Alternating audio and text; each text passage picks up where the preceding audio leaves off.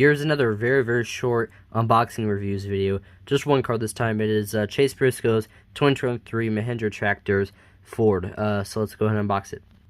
Here's the actual, first there's a sticker, Mahindra Tractors Ford from Chase Briscoe. Here's the actual diecast. I actually haven't had a Chase Briscoe Mahindra Tractors diecast. Let's zoom in on that.